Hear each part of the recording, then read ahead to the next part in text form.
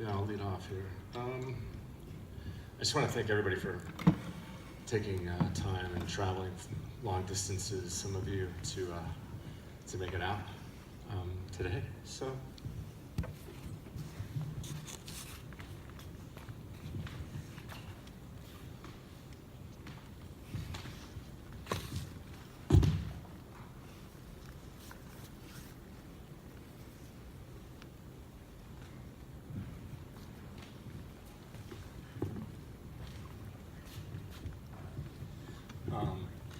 There's a lot of people that have been working tirelessly the last 2 weeks to put something special together, and I really want to thank them. I mean, this is beautiful. It's great, and I know Lisa and the family really appreciates it. And it was tough because our family's spread all over the country, so it was awesome to have a lot of local people here. And the outpouring at the, actually, let me back up. There's one person in particular I really like to thank, is Alan. Alan was the one that gave me the initial phone call.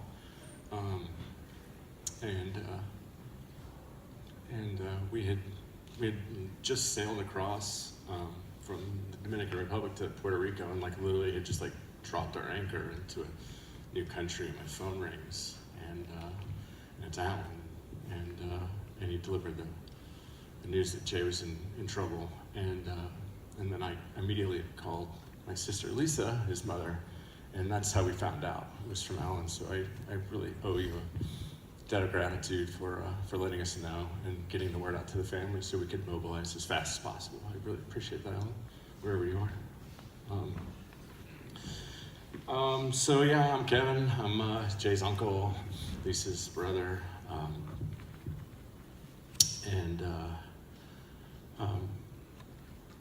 I've known Jay obviously most of his life, but he came into my life when he and Lisa moved down from Findlay to Texas, and I was living in Texas, finishing up school and starting a music education career, and so he was into cycling and BMX racing, and he was in our lives for the first time, and Lisa too, other than just being an absentia like most families that are spread across the country are. And so, but we love Jay, and did a lot of fun stuff together, mountain bike races, and he then I ended up getting a job down in Houston and moved in with Lisa and Jay, and the three of us lived together in Houston for about 6 months, and we had a lot of fun there. And Jay also I was doing percussion and music, and Jay really thought that was a lot of fun and would hear me drumming and started drumming. And when he got into 6th grade, he started beginning percussion class, and I knew all his teachers because they were all my friends, so it was kind of a fun little segue dynamic, and he really loved it. And he had a great time drumming and started playing in bands and kicking around the skateboard around Klein, and then a former music teacher friend of mine ended up becoming his band director when he was in high school. So I always kind of had a thumb on him, I knew what he was up to, and be like, "Hey Dick, how's Jay doing?" He's like, "Yeah, he's doing good," Or every once in a while he'd be like, "You gotta talk to him." I think he might be smoking weed behind the school with the bass line, but he, but yeah, so, and then we lost a little bit of touch with him as it just happens, and I moved away from Houston, moved back up to Dallas, but Jay still wanted to drum, and he still wanted to maybe potentially get a career in it, and so he ended up heading up to Denton and giving North Texas a go, and he had a lot of fun up there, and I don't know a whole lot about his time there. We'd visit him once, twice a year. I think the percussion thing didn't go as he wanted it to, but he was looking for other opportunities there. But I think he was having just a lot of fun in Denton, as some people here could probably attest. And I think he started having a little too much fun and spinning his wheels and not really making any progress as a person, I think.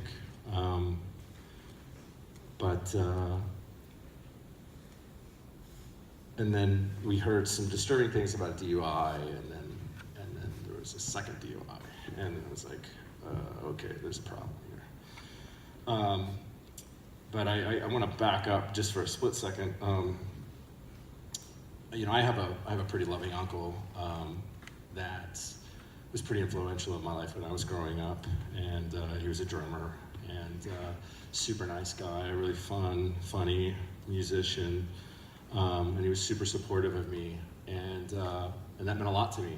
And with Jay and I ended up we grew up in similar situations. I saw a lot of him in me and vice versa, and we both had single, hardworking mothers, and it forces you to grow up kind of fast and be a little scrappy and be independent, and these are all things that Jay obviously is, but we had to earn everything we got. Nothing was given to us, and it made him a really hard worker. He started doing drum corps, and you work your ass off doing some of those things, and I think it was harder for him because he was an only child as well. So it forced him to branch out and get a lot of friends, and that was something he was amazing at, was making friends and meeting people. And I mean, his web of friends is massive. I can imagine what his Rolodex looks like, right? But so he was really good at that. So back to, well, just quickly, Cheryl and I, Cheryl's over here, is my wife, and not our baby, no. But we've actually chosen to not have a life with the children, so it allows us to invest more time in our friends and our family's children. And so when we saw Jay was in a little bit of trouble down at Denton, we thought it was just a perfect opportunity to step in and see what we could do to help. After your second DUI in Texas, you can't drive anymore, so he couldn't drive, and not having a car in Texas is like a death sentence. You're like that sorry ass guy on the side of a road walking, with semis blowing by you, and he wouldn't been able to work or had a good job, and so we thought, well, let's plant this seed about coming to New York. So we talked to Lisa, we talked to our families, and we decided to bring him up for like an extended weekend to come check out the city. And he flipped out, like most people do, but it was just a candy store for him, right? I mean, there's music and food and bars and nightlife, and it's exciting, and lots of girls, and so we flew around the city on the back of my motorcycle, and I took him up to Harlem and the Apollo, and took him through Times Square, and took him across the Brooklyn Bridge, and he's like, yeah, it's done. I'm moving. So he moves here in like 4 days before Sandy in 2012.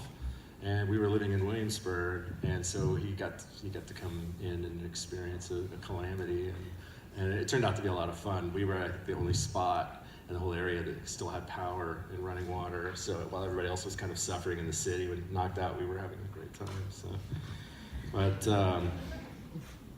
that was a lot of fun, but I also knew that he was here for a reason. he was here for family to keep a closer eye on him and to give him some new direction. And that's when I had my first like real heart-to-heart with him. And I just looked at him and I said, Jay, you can't fuck up here. Yeah, I mean, Texas, yeah, I mean, you get behind the wheel of a car, you can really fuck up there, but you can't here. You'll get hurt or worse. There's just too many obstacles around. But he's like, yeah, I got it.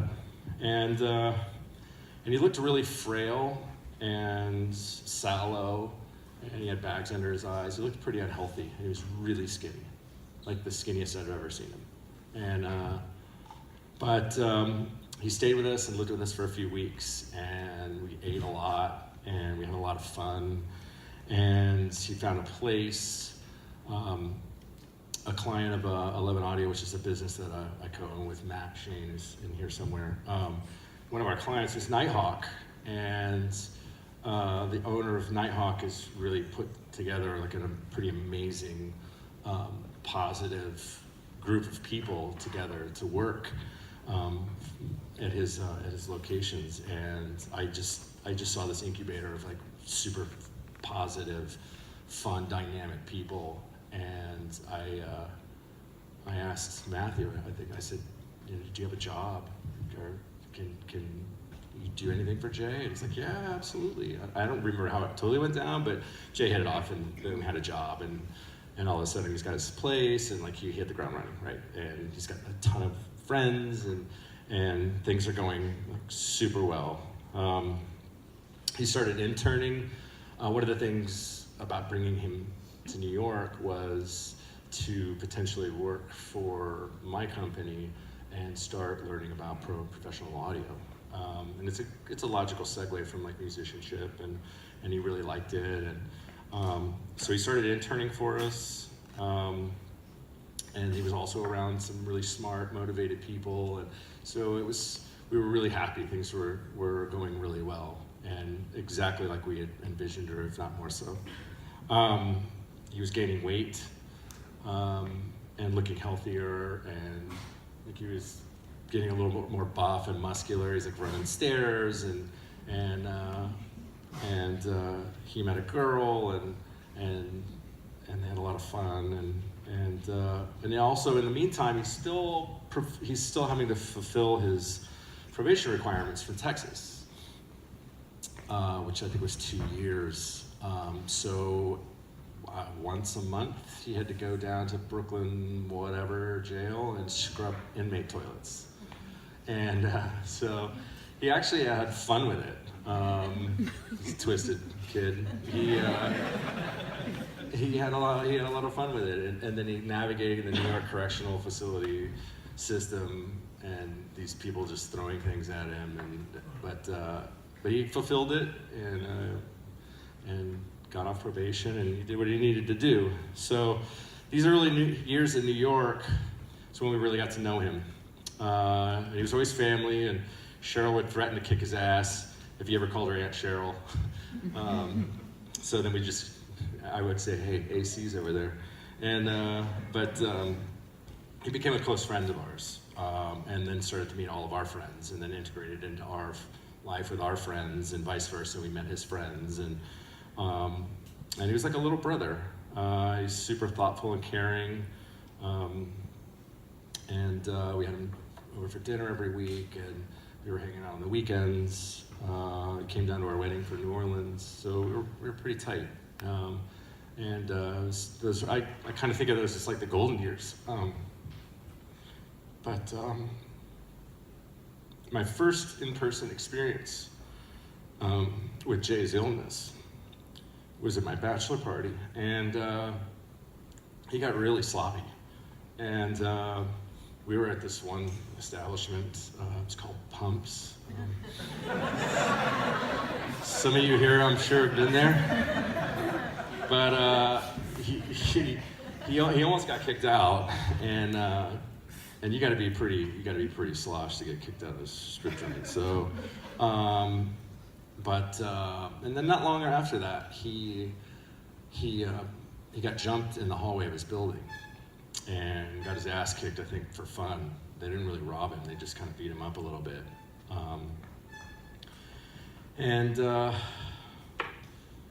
You know, with Jay, I mean, normal people, most people, they like to have fun, and you know, he's in his 20s and 30s, and lots of normal people love to drink and have fun, and but you know, normal people know when to stop.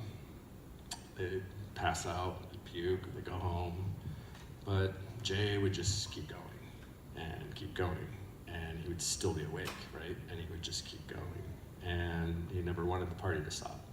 He was just having so much fun. I mean, he was a really fun-loving guy. And so I had another serious talk with him, and a little bit more grave, and a little more tough love. And then we'd hear about another incident, and it was always like, damn it, Jay, like, stop fucking up.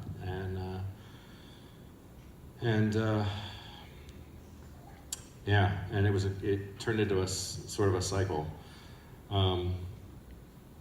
You know, and he was a super fun-loving guy, and we'd hang out and have drinks, and he'd love to talk. He could rattle off the last 10 college Heisman Trophy winners. He could name the Texas Rangers starting lineup at any time. He was whip smart, but he didn't know when to shut up sometimes, and he didn't listen very well. He didn't listen at all. You know, friends ask, you know, Cheryl and I, like, how we're doing, and you know, there's a lot of shock and numbness and, you know, sadness and the usual, but I think Cheryl and I, right now, are just really angry. Really angry. I'm angry at myself for not taking more drastic measures, although I would have had to knock him over the head. But for possibly enabling him by having fun with him and going out. There were a couple of times where I shielded my sister, his mother, from some things that he might have done that would have worried her. I'm angry that he left behind a very loving mother. I'm really angry at him. She invested her whole life in him. And it's her only child, so it's a pretty selfish thing to do. But it wasn't Jay. You know, I really want to say this, I feel strongly about this. I'm really fucking pissed off at the last bartender that served him in that state. I know it's not his fault or her fault. I saw the security footage of Jay, though, when he fell, and it took him 3 minutes to get himself upright to try to get his keys, to get into his front door. He had to leave the bar in a similar condition, and somebody let him walk out like that. And to those of you that are servers in this room, I know I'm preaching to the choir here because you're all loving friends of Jay, but you have a responsibility, right? Because there's some people out there that can't control themselves. And you are serving a powerful drug to these people. So, but, you know, I'm mostly angry at Jay, because it's really on Jay. It's not on the bartender, it's on Jay. You know, he fucked up a really good thing. He had a really good thing going. I want to talk briefly about Madeline. She's really special to us, and she's obviously very special to Jay. But she was the best thing that ever happened to him. That was the best Jay we ever saw. Was with Mads. he was responsible and he was caring, and I felt like he was really motivated to kind of get some shit together, and just getting out of his dumb 20s, and he's starting to get into like his like not so dumb 30s. And we hung out at soup parties with him. We watched football. We went to New Orleans together. It was for Cheryl's 40th birthday during Mardi Gras. I mean, it was a blast. We had a lot of fun. Jay and I got matching tattoos. Mads and Cheryl got matching crazy, sexy corsets with mini skirts and masks. It was fun. We had a really great, fun time with our friends and family, and they were great together. And they got this crazy place with a crazy landlord, that quintessential New York crazy landlord story, in our old neighborhood, not too far from here. They loved it. They were building a wonderful life together. And I know we loved and cherished you. I know. But even the possibility of losing you and everything wasn't enough for him to stop drinking. I mean, everything. He risked everything.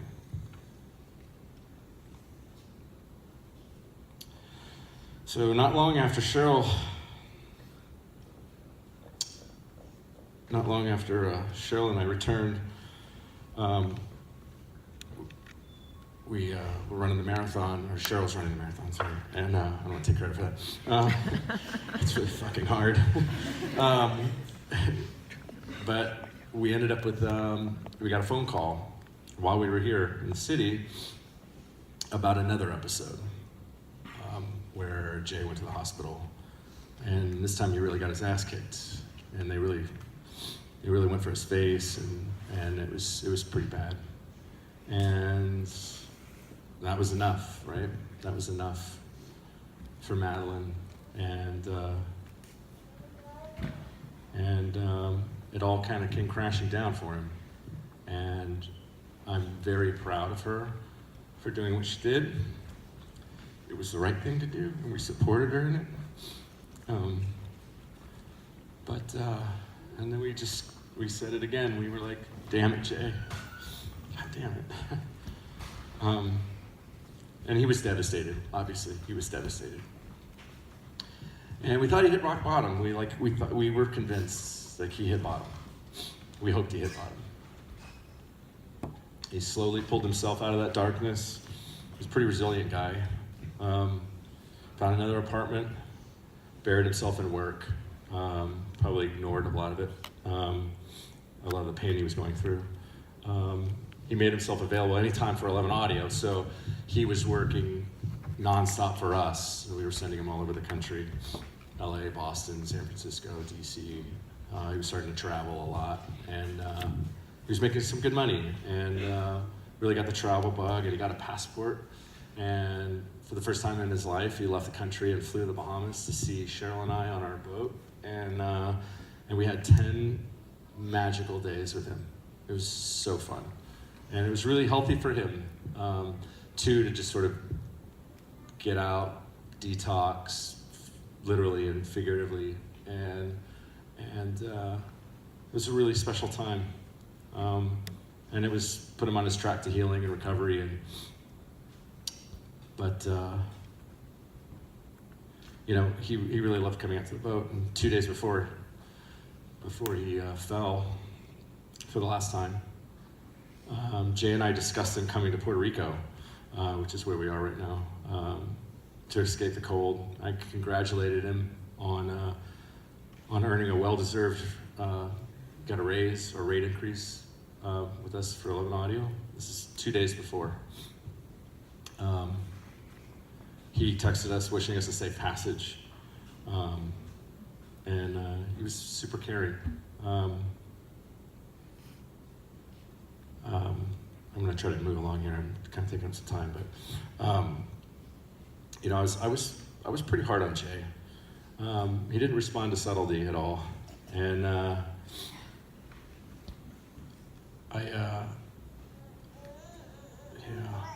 that's fine. But you know, I never gave up on him. And I just saw such great potential in him. We all did, right? He was like dealt like an awesome hand. He was intelligent. He had great looks. He had that goofy, awkward, still shy, slightly Texas, what's up? Greeting, you know. He had a great sense of humor. He was super sensitive, but like in a refined, like mature way. He's gentle and fun-loving way. We all knew that, right? He loved to have fun. But there was that one card in his hand that he couldn't get rid of, right? He just never wanted the party to stop. And something had to stop it for him. So if you've never seen alcoholism, this is what it looks like. This. It's ugly. It's indiscriminate. It destroys people. It destroys families. My mother actually has devoted her entire life to helping people with addiction. And, you know, he thought he was in control. Jay thought he was in control. He's a smart guy. He thought he could handle it. But his disease made him blind and oblivious to the truth, right? He couldn't listen. He refused treatment. And he was a slave. He was a slave to alcohol and an unwilling participant in saving his own life.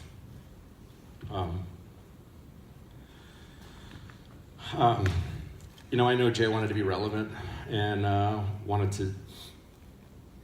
he wanted to be taken seriously, and he didn't want to just be the fun drunk guy at the party, though. He worked hard. He wanted to be taken seriously, and he wanted to be treated with respect, and he took pride in his work.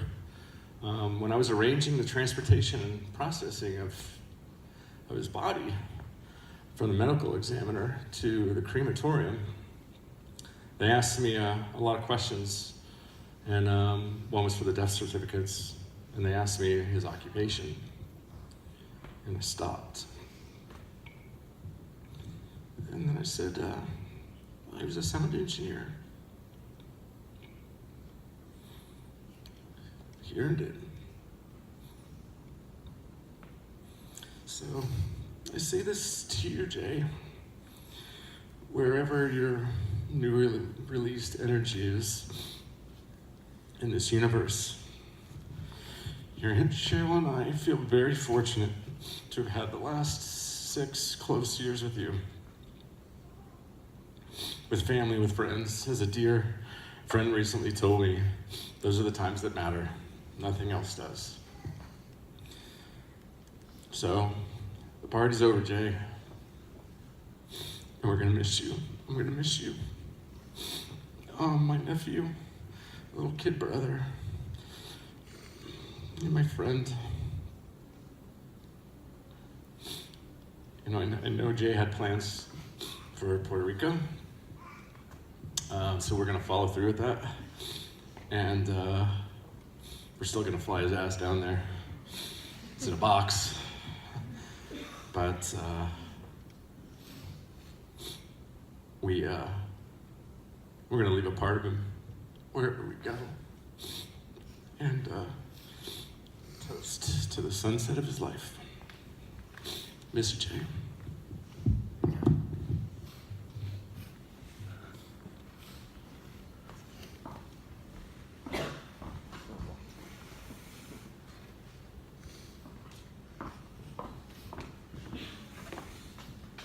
All right, next will be his friend, Jared Roberts.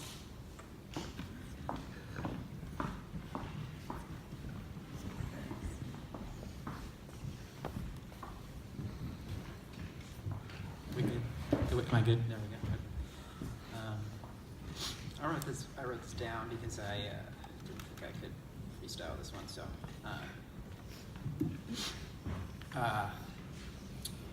So first off, I want to also thank everyone for being here today. It is truly a testament to the quality of person that Jay was, that he is surrounded by so many incredible people, both here and around the country. It has been absolutely surreal to meet and interact with people from all over and hear stories of so many different parts of Jay's life. Second, I want to thank everyone who made today possible. Irene, Nick, Madeline, Alan, Nadine, and everybody else who put their time and effort into creating an event that I feel really, truly honors Jay. Third, I want to say thank you to Jay's family, to Pat and Kevin, and especially to his mother, Lisa, who throughout the past month has shown such incredible strength and compassion and love. And I continue to be blown away by you, and am so happy to have you as a part of my family. I've said a lot about Jay over the past month. So now I can't see this, which is unfortunate.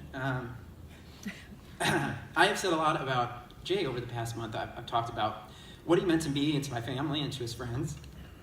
I have talked about his talents and his knowledge.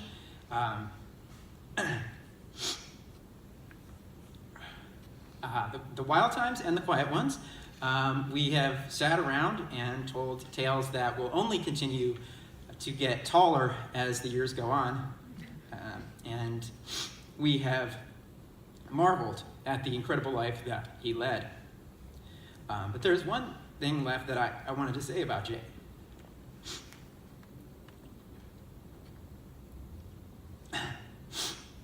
Sorry. So, sorry, just one second. Most people in this world protect their hearts, with good reason. They keep them guarded and blocked off, and although a few people may get in from time to time, they are locked up tight, pretty tight. That's what the world tends to teach us. Be careful who you trust, be careful who you let in, be careful who you give this precious commodity to. You only have so much love to give in this life, and it's understandable not to want to squander it. But there are some people out there who don't have this fear. They walk the earth happily handing out piece after piece of their heart to everyone they meet. They take a piece of themselves and offer it up, not expecting anything in return, but trusting and hoping that the people of this world will even the scales. Jay Gibson was one of these people. And it's a gamble, and those who knew Jay knew he always was up for a good bet, especially when the odds were in his favor or if the Cowboys were playing. But it's scary and it's risky giving everyone the benefit of the doubt. I know because I do the same thing, and sometimes people like us need a little help coping with this fear. Sometimes you need help shutting down and putting your guard up and defending yourself. Because if you don't, it can feel like the world is walking all over you. But in the end, no matter how much you lose, it's worth it. Because when you meet someone amazing and that person returns the offer, you become a better person. The incredible thing about living this way is that every day, with every new addition to your heart, you grow. You never stop piecing together the best person that you can be. And that was Jay. He continued to learn new things and change his point of view and understand the world better today than he did yesterday.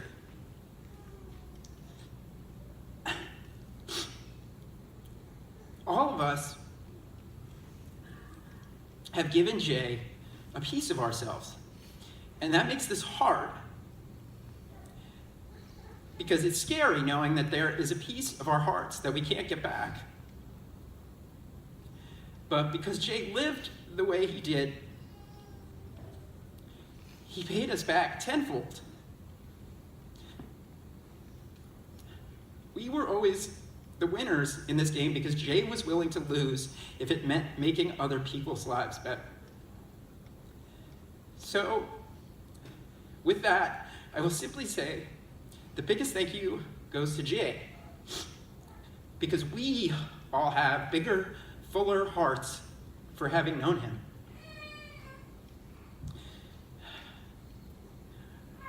I love you, man, and I'm gonna miss you so much.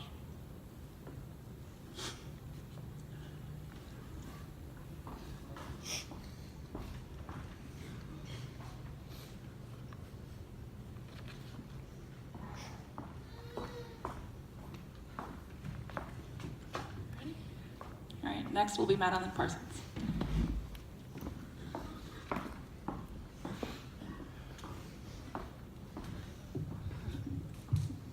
Hey. So first of all, thank you guys all for coming and just like loving Jay and being able to help make this easier for his family and be here and help support all of us. That's been so meaningful to me. I think that one of the things that I've been thinking in the past couple of weeks is that there's already, since Jay and I broke up about a year ago, like you heard from Kevin, there's already been so many moments that I didn't share with him because I had to keep them to myself, because that's what you do when you break up with somebody that you love. But I knew that I could, I knew that I could reach out to him and could share them with him at any moment. And so that's been something that I've been like readjusting in my brain, right? It's like, okay, you actually can share this with him. And the other day, something really random happened, which was pretty funny that I wanted to share with Jay, so I'm gonna tell you guys about that. I got a friend request on Facebook from Carlos Perez, who is our old landlord in the basement apartment that we lived in together, who we were not friends. I mean, it was a crazy apartment, and we were not close. So I don't know, I was like, nobody cares about this besides Jay. But it made me think of some of the times that we shared together in that apartment. And I think that we had our one fight that I can remember.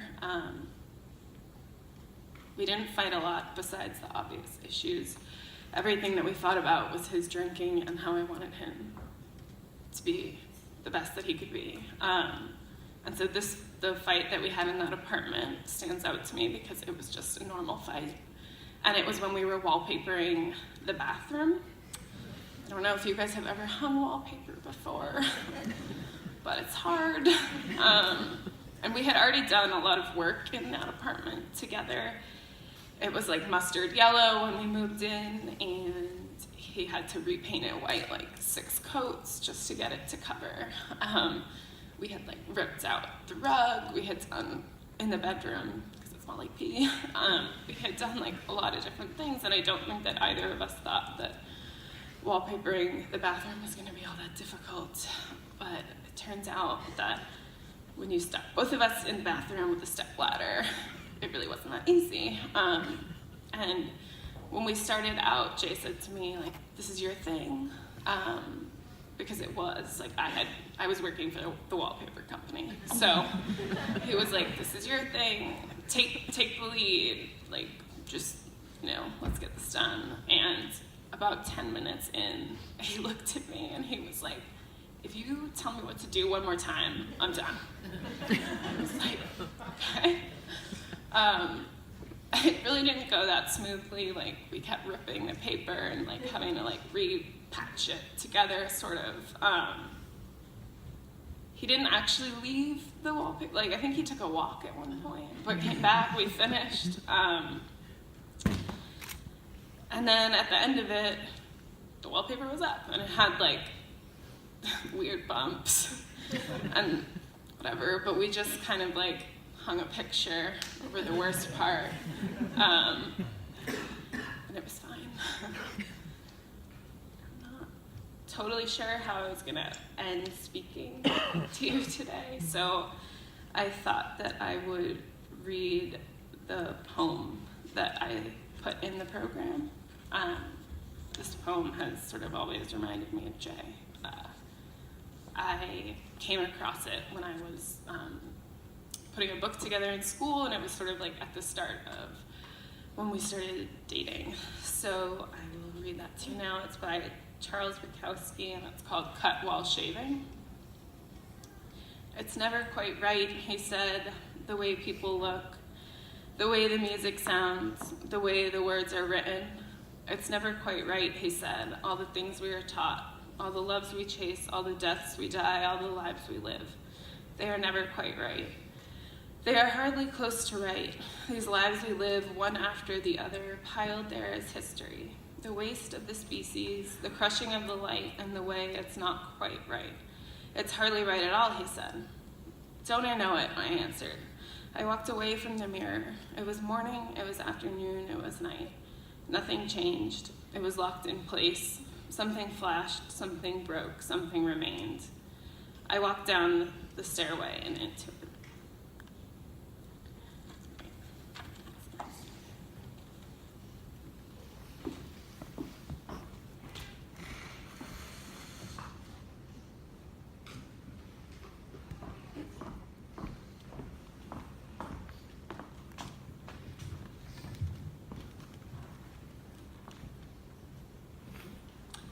And last will be his mom, Lisa.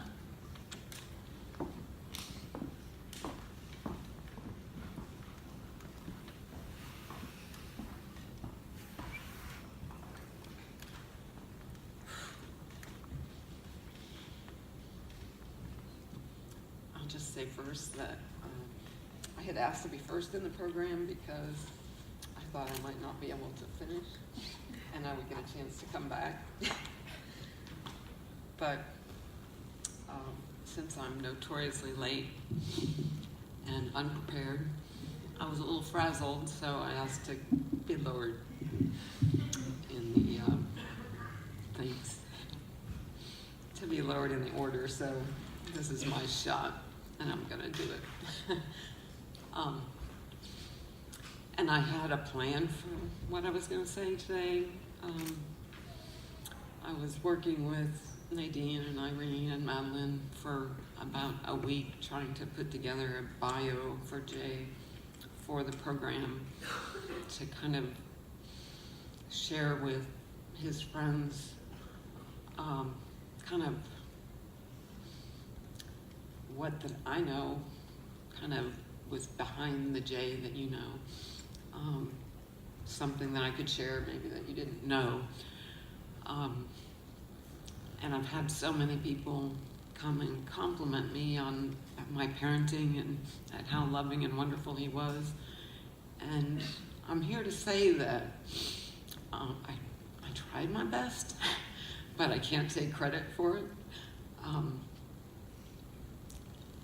There's, I think, two elements that fed into Jay's personality: the wonder of it, the beauty of it, the self-destruction. Because I was a single mother before his dad came into the picture, as well as after.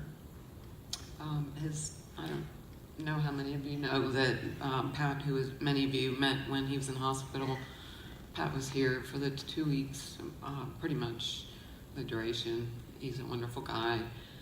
He adopted Jay when he was about 4, when we were married. And he's been a wonderful father. But the fact that Jay was born into a situation, I guess I wasn't totally prepared for his coming. And I thought that I couldn't do it. And then I decided to do it, and I was going to be the best. I leaned into it, but I'm certainly every bit as fallible as my son in different ways. So I think my son learned from me to be highly sensitive, and that might be genetic. Unfortunately, he also got the alcoholic gene from my family. And we know it all too well. So,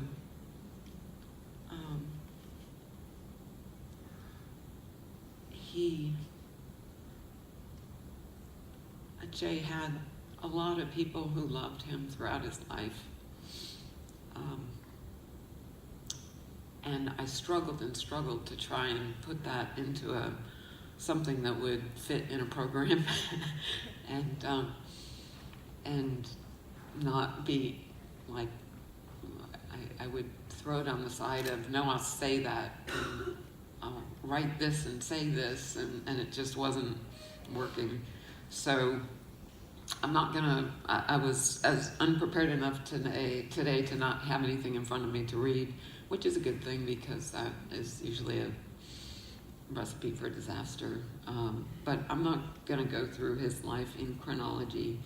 I'll say that he transformed my life.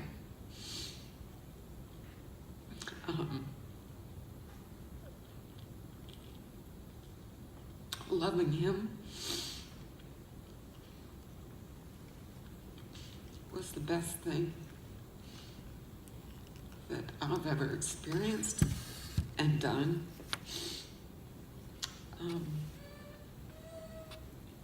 And I think that I was firm with Jay, but yet as a single mother who had to work a lot of hours to pay for all the things that I at least perceived that we needed to have. He had probably more time than, even though he, as you can see from the sports collage, that he spent his childhood pretty darn busy in events and activities. And with each thing that he did, he tried. He was not a kid that really,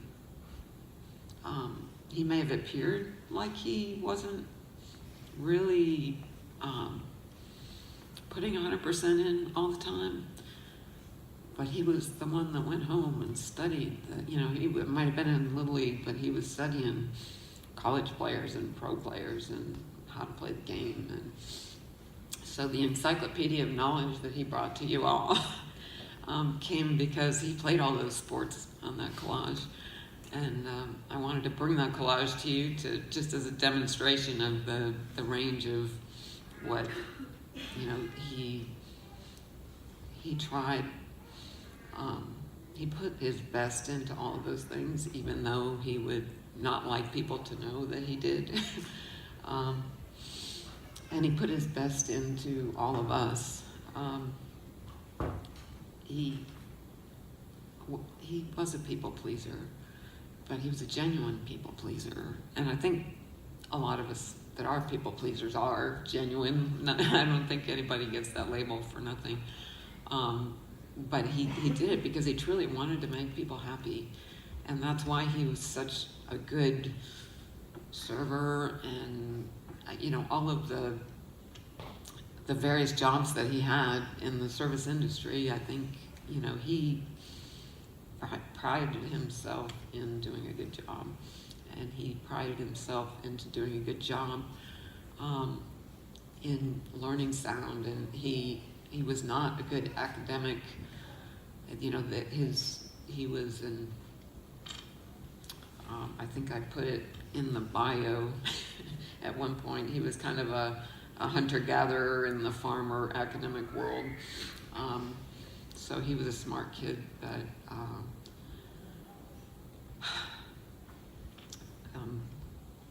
he didn't,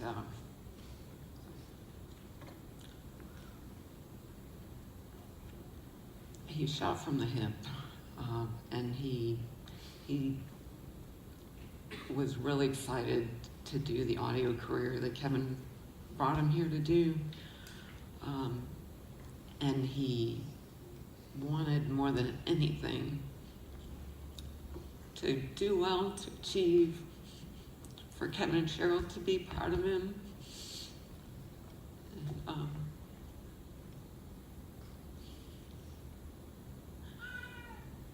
And I know that they are. And I'm a little, I know we have a time issue as well, but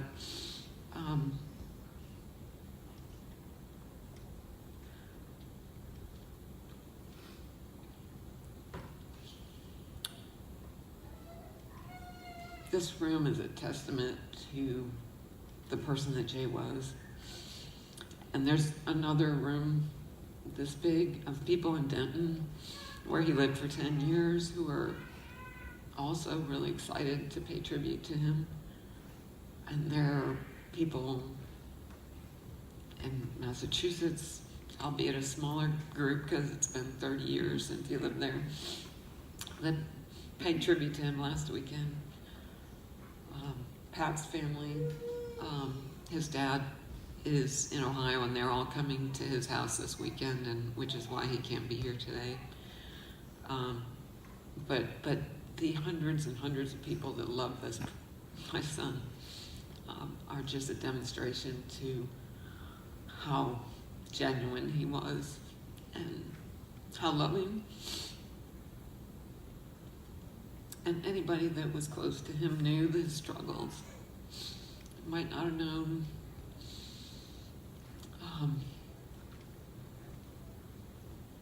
the nature, the severity, or whatever, but I know, as Kevin said, that if there was any way he could have been the person that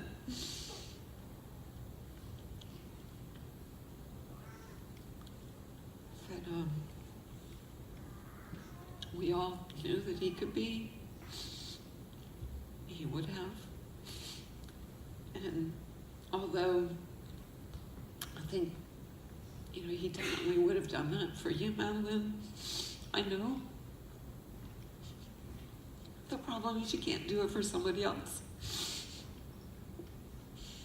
It's something you have to do for yourself. And that's the burden he carried, is he just couldn't quite do it for himself. And I really don't know the magic of genetics and environment and effort, but I know that I've seen with other people in my family who are also so burdened that none of them have been able to beat this disease.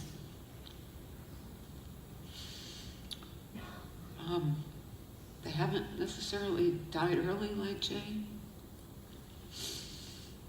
In some ways, that freezes him in motion, so that we all remember the Jay that was so special in the prime of his life, and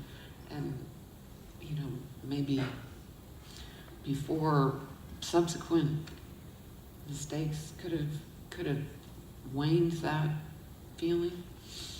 So he'll be this bigger than life image.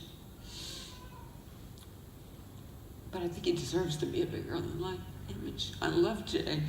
I love the whole of him.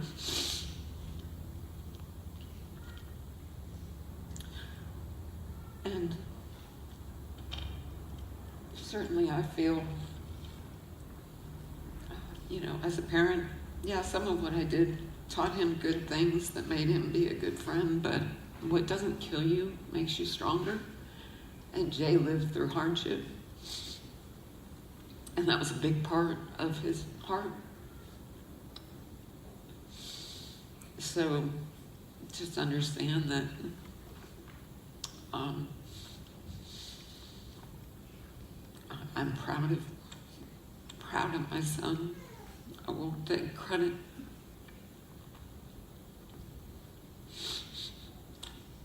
But the one thing I wish for him is that he could have reached out to others, that he could have gotten treatment. And I think if he did, he'd still be with us.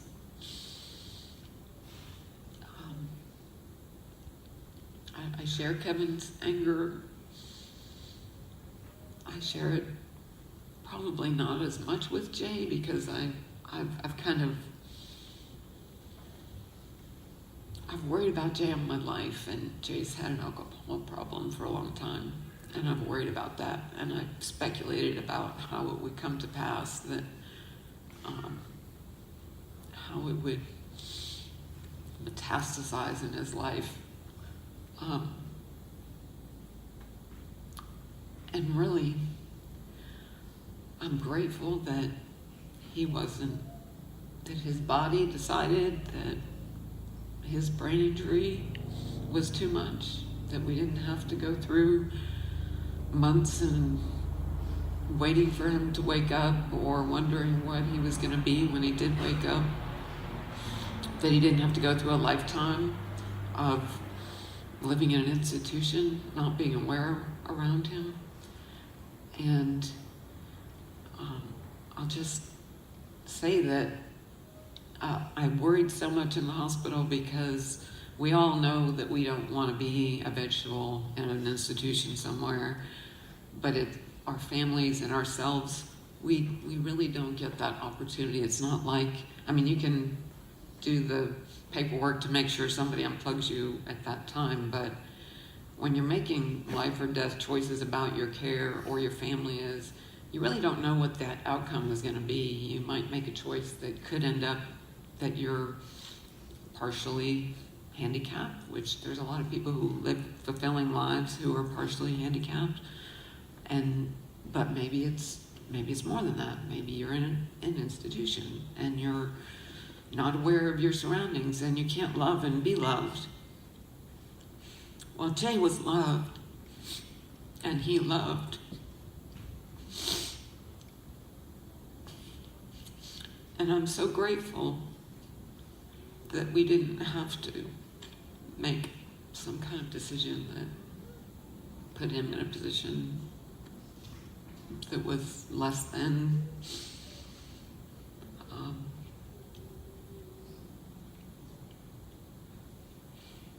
But the shock for me, the shock of the accident has kind of sunk in, but I look around this room and I'm still shocked. And not because I'm surprised that so many people love my son, because I know he's a great guy, or was a great guy. I just didn't know the whole world knew. I thought maybe it was my bias. And to see how he's touched so many lives and how they've touched him. I love you all, and I love how this community has enveloped me in the love that they had for him, and the jobs that he worked, the industry that he was in. It's a tough industry that you all share with him. Many of you share with him, and I've worked in a corporate world all my life. I never had a relationship with anybody in the cubicle next to me that came close to the friendships that are just humbling that I've seen here. That may have to evict me from his room and from the city just to tear me away from you all. So thank you for coming. And I love what you did for my son in opening your arms to him and letting him into your life. And I'm so happy that he could touch yours. Thank you.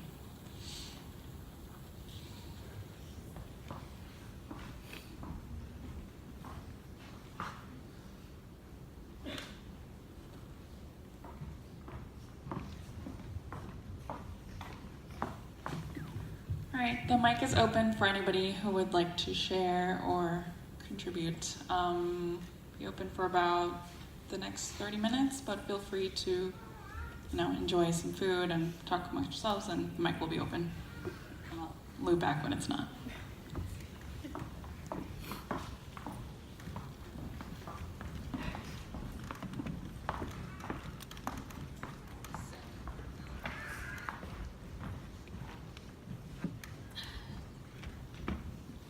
So I knew I wanted to say something today, and I'm a pretty sloppy speaker. I go on a million tangents, and it loses people's interest really quick. But somehow Jay always stuck around. So I wrote this down in some hope that it can be relatively less messy today. But I don't know exactly where to begin when talking about Jay. Some friends come into your life like a movie scene, and there's this distinct moment when you remember them. And Jay being Jay, and just all of a sudden one day I just remember looking at him over lunch, and I'm hungover as all hell because I moved out from the city and I came back and decided to drink like I was still in the city, and he just gave me that crooked smile and laughed because he's like, been there, it's all right. And he's just like, so how are you doing otherwise, Johnny? My name's Amanda, but amongst some friends at Nighthawk, I go by Johnny. So, it was always, I knew it was always gonna be good at coming back, and I'd feel welcomed back when I saw Jay, because it was always that, like, that crooked smile and that those tired eyes, and him making time to see me, and and that gravelly voice, "What's up, Johnny?" And I felt safe with him, which is really, it's hard to, like, I guess if you can imagine it, I was 23, piece of shit, queer, angry, Asian feminist who was angry at the world, and this white dude from Texas just was like, yeah, you want to grab beer? And I'm like, yeah, sure. And like one of the third times we were out, he was talking about Texas, and I was talking about where I was from in Connecticut. Yeah, also I'm from Connecticut. Like, I mean, a lot of reasons why he should have not liked me or given me the time of day. But he was there, and I remember one of the first times where I'm like, this is like a special kind of guy, because I told him my hometown has a cow chip raffle, which, if you don't know, is a gridded field where you feed a cow a ton of grass and wait for it to poop in a square. And he's like, and I'm like, have you ever heard of that before? And he goes, yeah, but what the fuck are you doing that above the Mason-Dixon for? That's for, like, that's ours. You don't get that. And I just remember I was like, this is the kind of Southern pride that's like not scary for an Asian girl from Connecticut. And it's, just coming off as this girl who's just trying to, fake it till she made it in New York. It was in just a chip on my shoulder. It's knowing someone like Jay. He just had too much patience and understanding for me when I probably didn't deserve it. And to kind of attest to like what a lot of people have spoken to as well about his work ethic. He was the one who taught me the phrasing, putting skins on the wall, because I didn't know what that meant, and he's just like, it's putting in your best and showing you're here. He just always showed up. No matter what happened the night before, he was there at work, and I will always think of him coming in with like a smile down those steps at Nighthawk, and when I was standing at the expo station, he'd just walk in and he'd be tapping his hands to a beat that was playing on like one of the trailers or something, and give me a greeting. And it was, unlike me, he never complained. and because I feel like Jay is an example of, you know, he worked hard and played hard, and I was right there with him for a lot of those messy instances. But he held it. I wish I hadn't seen it as him holding himself accountable, and I wish in a lot of ways I had done more or less to enable and more to do other things that we could have both enjoyed more. And, you know, I got to see that more after I moved back to Connecticut. And every time I would come visit, even if he had like a couple hours to spare, he would meet me and treat me to brunch. And, you know, one time he like let me into his apartment at 2 a.m, and I crashed with him, and he stayed up and talked to me even though he worked an 18-hour day. Because for Jay, he never thought of kindness and love as being something that had to be budgeted out. It was something he just gave willingly and freely, as much and as often as possible. And a lot of, you know, like I said before, he didn't complain, but I sure as hell do. And it never felt, when I talked to him, that what I said didn't matter. He validated it. And he was one of the people I could talk to and not expect a lecture, not expect judgment. But he'd find that step in the right direction that I did take. And one of the times I came to visit, we both were having tacos and talking about our grown-up clothes that we had both just bought, and, you know, just celebrating these small steps, because I think we both knew. We both knew what we were doing before and the amount we were drinking was a problem. And all the good nights were starting to be outweighed by very blurry nights. And I just thought, I didn't think that we'd go on some stupid cliche healing journey together. But seeing him at Emily and JP's wedding, I just remember having this moment when I looked at him in his suit and tie. Also, I'm totally not reading this anymore, sorry. But looking at him in his suit and tie, and we were just talking about going grown-up clothes shopping again, and just being so excited to know that someday I get to introduce the love of my life to him as one of my guys. And part of me is angry that he won't get to be there, and that I thought that there would be a day when we would just be in Central Park and having lunch and just being like, look how far we've come. And now I don't get to do that. But I also know that I should still do these things. I still need to move forward as if he were still here. And he is, through us. And he was just everything of the kind of guy that you wanted to share with people. He was the gentlest part of being a man, and like I said before, Southern pride, and just appreciation and respect. Even if he didn't like your music or your, even, okay, well, maybe sports he would talk shit about, but but he just had respect for everyone. I think we had a conversation about Third Eye Blind, and I was complaining about them or something. He goes, yeah, but what about that one song with, like, the drummer is sick in that?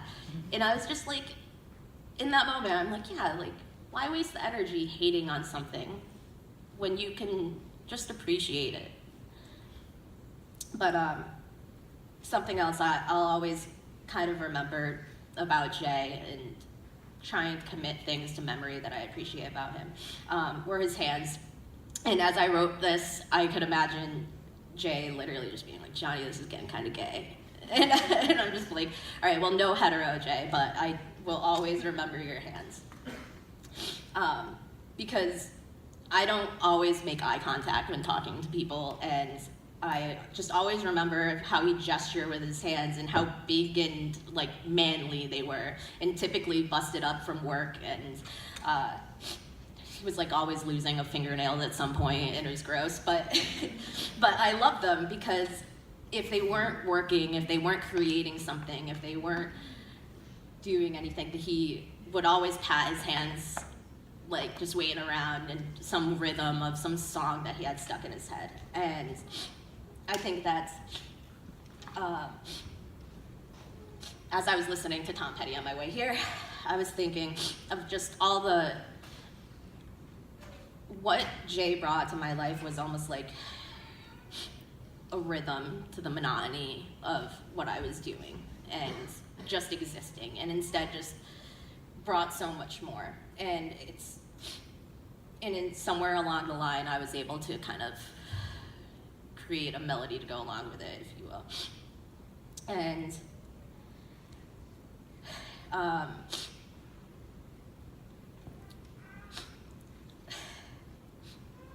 I'd rather have him around, but also at the same time, I'm extremely grateful to have known Jay and to be able to carry his outlook on life with me.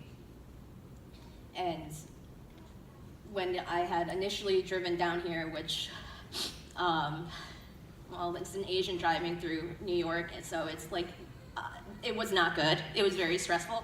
And so I was, aside from cursing him for making me have to drive through Manhattan, I was also thinking of what I was going to do with when he woke up, because I was very convinced he would. And I was just thinking of all the times that I missed to being extremely hungover and feeling terrible. All the times I was, even if I was physically present, I wasn't present because I was just feeling like garbage, and thinking of there's so much more that could be explored, whether in New York or anywhere else. And Jay had once promised to protect me if I ever wanted to go down south, and he said he would stop anyone from hate criming me. And I just was thinking of all these things that we could do that we're not drinking, and that would be one of those steps in the right direction. Getting more grown-up clothes, doing, like, going to the museum, and kind of enabling that passion that I think alcohol stifled for both of us. And now he's not here, but seeing everyone here, I also remember that, you know, when you love like Jay, it's not something that goes away, and we will all have that with us. And so I'm, for me and for Jay, I saw in the program that there's donations for Smart Recovery Group, but I promised myself that I'm going to do what I would have done for Jay anyway, and if I come back to New York, but as I continue on in Connecticut, I'm going to start attending Smart Recovery Group meetings, and just make time to do things that I think Jay would have loved to do if he had more time.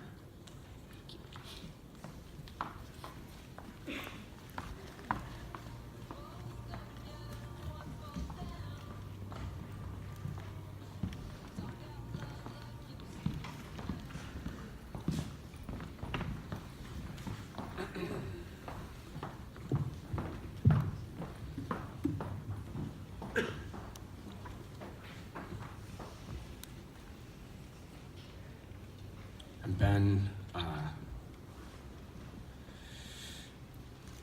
I reached out to a friend, a mutual friend of Jay's and mine, JP, to find a poem. It's in the program, but JP and I chose this because it speaks a bit about, you know, those who the departure, and also those of us who remain, and it's just kind of lovely. So I'm gonna read it. It's called Evening by Rainer Maria Rilke. The sky puts on the darkening blue coat held for it by a row of ancient trees. You watch, and the lands grow distant in your sight, one journeying to heaven, one that falls, and leave you not at home in either one, not quite so still and dark as the darkened houses, not calling to eternity with the passion of what becomes a star each night and rises, and leave you inexpressibly to unravel your life with its immensity and fear, so that now bounded, now immeasurable, it is alternately stone in you and star.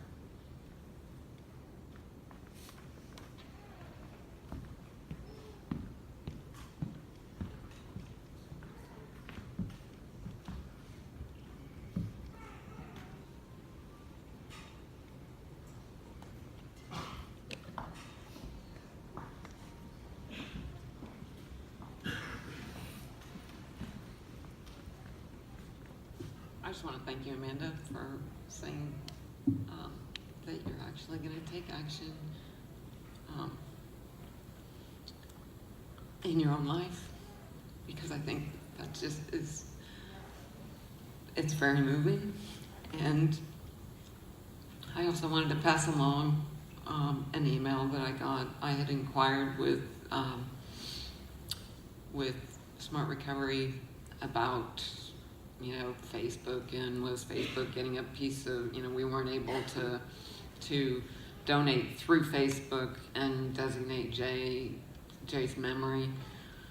So I did post on there, if you do hit a link in Facebook, just make sure it takes you to their page and not to a Facebook contribution. But when they wrote me back, they said, we have often had people donate in the memory of loved ones, but they've actually never had anybody have so many people donate in their name.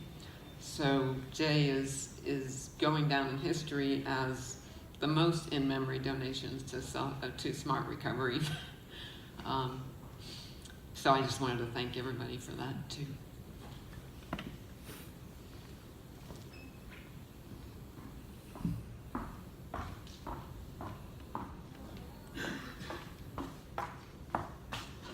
All right, I want to thank everybody so much for coming. You guys are free to hang out for a little while longer, but then we're going to wrap up just because we need to get out of the venue.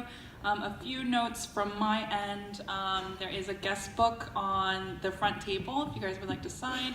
Also in the back corner over there, there's a bunch of loose photos if you would like to take them. And then again, with the photos and the cards and the messages, please feel free to write any messages you would like. You can just leave them there and we'll collect them.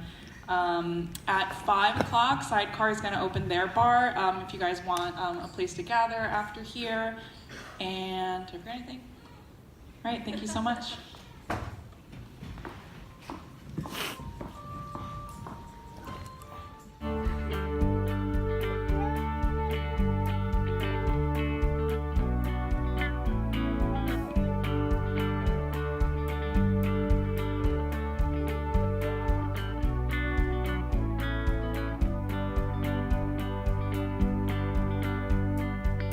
It's time to move on. It's time to get going. What lies ahead, I have no way of knowing. But under my feet, baby, grass is growing. It's time to